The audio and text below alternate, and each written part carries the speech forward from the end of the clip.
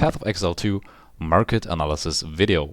So first off, for all of you guys that are totally new to these kinds of videos or that haven't seen the channel before, I recommend that you check out the Discord server in the video description and that you read through all the explanation we got there, and also maybe if you're interested, you partake in some of the services that we offer, where you can make a ton of divines from basically nothing or just very little work. And one of those systems would be, for example, the POE Economics investment fund, where you can invest your divines into. We'll reinvest them for you with the different strategies, like for example market analysis, and then you can enjoy the profits by doing absolutely no work. And of course, there's a withdrawal fee and some other terms. Just go ahead and read through the welcome channel and also the fund info channel if you are interested in that kind of stuff. So let's get started with the market analysis for today. So market analysis, and this is a basic that you need to know before we start discussing the data, is when you look at the market, the POE market as it is right now in retrospect, and then you determine which currency is going to rise in value and which currency is going to drop in value. Of course, these things are also in the context of newer patch notes, of player base. For example, there was recently a POE1 update, which of course means there's going to be a significant drop in player base for POE2, which then results in less currency being generated and also some prices changing a lot. So the first basic thing that you need to know about market analysis is that the market is currently operating in kind of a weird way, because you cannot trade currency in decimals, but you can increase the amounts of the currency to still trade in those decimals.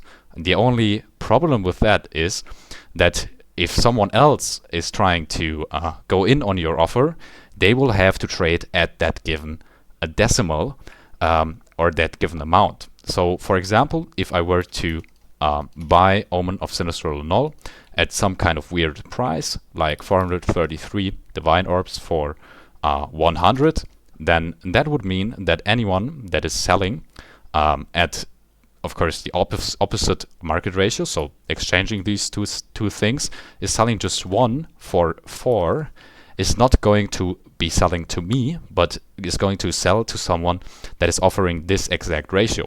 So I'll only be getting anyone that is offering to buy exactly at the amount that I specify right here. And that opens up some possibility for margin trading, or a lot of possibility actually, that you can see right here and that we are continuously executing. And that is basically that you are trading at a much lower number than the real market rate. So you will get any of the sales of people who are maybe only selling one Omen of Sinistral Null or maybe 2, and that don't have the required amount to fulfill these exact market ratios. So one of these market ratios would be, for example, 3.25 or 3.33. So for 3.33, you'll have to sell at least 3 of the Omen of Sinistral Null, and for 3.25, you'll have to sell at least 4. You can see that when I put these amounts in here, it's going to auto-suggest these market ratios, because those are the open offers that are currently existing. And I know this is very confusing, probably, when you first hear of this, but when you start trading like this, and like we are already doing, it kind of makes a lot of sense. But from a player perspective, or someone that is just playing, not really involved in the trading, this might not make a lot of sense, right? Because why would you imply such a system that you can trade at these weird market ratios when this offers such an opportunity for people who have a large fund, and is kind of discriminatory against people who have a lower amount of divines? And why that is, we don't know, but of course we have something like the investment fund, where a lot of you guys have already pooled your currency towards. That's why we have so much currency to play around with. and why we can do and execute so many of these trades. So that's a given, that you have some starting currency and that you can move the market in a certain direction or offer like something like this this lowest point. You can see there's 12,000 or about 13,000 divines offered at the 3-to-1 mark, where we make up around, I think, 4 or 5,000 if we calculate all of this together. I think it's even more. It's about 6,000 total. And yeah, that basically means that it won't drop lower than 3-to-1 because we are making that the price that we are buying at. And then we'll be selling at 3 to 3.5. So we'll make a profit of half a divine per each trade that is executed. Of course, since these offers are not that old yet, a lot of them haven't been filled, and that's why there's no sinister annuls here yet, because someone else also did the same thing that we are doing. That's why it's at 12,000 and not exactly 6,000, right? We're not the only person doing this, especially big Chinese guilds are doing this a lot, and they're even generating some real-life profit of it. Of course, that's not our intention. We just want to multiply our divines in-game, but that's simply a byproduct of how the system operates. So this is the basic understanding that you already need to have of the market. And now we can get into something else, which is actually the analysis part. So the analysis goal is to kind of give us a ballpark in which we know that we can actually do this market margin trading without being blown out of the market. Or we can actually invest into currency that is undervalued, and we can make way more profit than just from this margin trading. And we'll be doing that by looking at the past data that you can see in this Excel document. By the way, you can also see the fund performance in this tab and all of the different wallets in here. But yeah, let's start with the data. You can see this data right here, and that is basically the data for the last 46 days or 45 days if you write out the first line. And it's analyzed in this tab right here and in these two tables. So in the first table, it's a short-term development table, and in the second table, it's the long-term development table. And the short-term development table is basically the percentage growth each day in comparison to the last day. So if something is staying at the 100% line, it has remained at the same value as it was previously, and if something is above it, it appreciated in value, or it rose in value, and if something is below the 100% line, it depreciated in value. So there is something that you guys who haven't seen the previous videos need to know, and that is that there was some insider information that was leaked to some Chinese guilds, or at least that is the theory. And that is why, if we look at the short-term development a bit closer, we had such a big spike in Omen prices recently, and we had such an overvaluation of these Omens. And so the only result that was achieved by that is that there's probably a lot of Chinese guilds that has had access to this insider information, which we don't even know yet. So there might be some news, some new patch notes, whatever, on POE going to be released soon. Or maybe it's just a rumor and there's some other reasons why they bought so many Omens. But there's definitely a lot of Omens sitting somewhere where we don't know where that is. So that's a context that you need to know, and that's also why these Omens were so overvalued and so increased so much in price over just a span of a couple of days. And that's what you can see right here, especially if you look at an Omen like the Sinistral Annul or the Dextral Annul.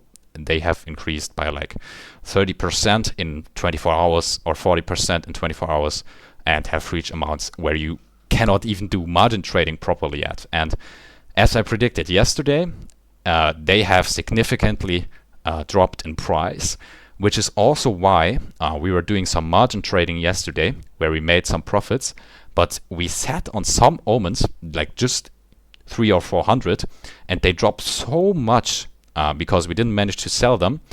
They dropped so much that even we didn't make any profits yesterday. So we did a lot of margin trading and we made some profits, but we even lost some because they dropped so much. And that is the point where we're at right now. Omen prices have significantly diminished and are at their prices, at the same prices that they were before this huge price increase.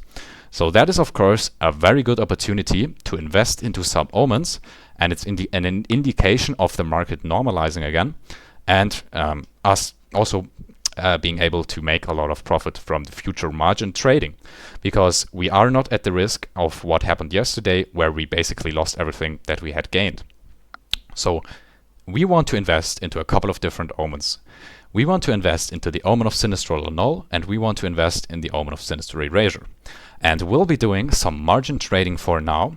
And if this line drops to this line right here, so if these two lines reach this line down here, we'll be putting a lot of currency in it, and we'll be investing a lot. And we'll expect that these two currencies are going to significantly rise in value again, as of course these currencies are at their practical low. Also, especially considering drop rates and considering that the Divine is now less likely to have such a trading volume, and is also appreciating in its relative value to everything else.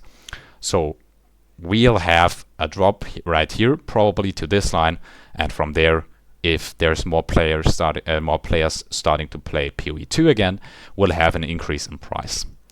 So that's for the short-term development on the omens and the different stuff that you want to probably invest in or you want to watch out for. Of course, you can also do the margin trading like we're doing if you have the budget for it.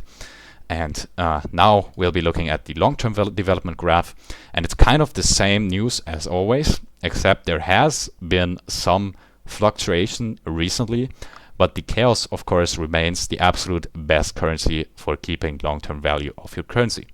So that means if you are not interested in short-term profits at all, if you are not interested in doing any of the profit trading and you just want to keep the value of your currency, invest everything you got into chaos and you'll be absolutely fine. Every time you want to buy something or you want to craft anything, just exchange your chaos orbs for the currency that you need or the items that you want to buy, and then you're absolutely good on that front. So that's the absolute best option to not get blown out of the market. Of course, there's some other options that I wouldn't exactly recommend, but there is the Divine Orb at the second best option, or the Fracture Orb, which at some point was even better than the Chaos Orb. But really, if you're looking at the longer term and which currency has stayed on top for the longest, it's the Chaos Orb, and that was also the same last season and probably will be the same for every coming season. So really keep that in mind and put everything that you are just sitting on and you're doing nothing with into Chaos Orbs, or of course invest it into the fund if you don't need it at all and you can afford to keep it waiting there until it grows a bit. So yeah, that's the verdict on the current market situation. I hope that you liked this video. I have started to kind of explain these things in more detail, and we'll also have some exact patch notes and lines that I want to discuss in the next video. And I am doing this because I saw that a lot of you people were asking questions, and of course we really appreciate the questions, and they also push these videos in the algorithm, but that also kind of means that the explanation has been lacking and that the information was not really that clear. So I hope I cleared up a lot of things. And if you watched the video until the end, I want to thank you guys very, very much. This also pushes the algorithm a lot. So if you liked the video, like it and write a comment, and I'll be seeing you guys in the next one. I'm out.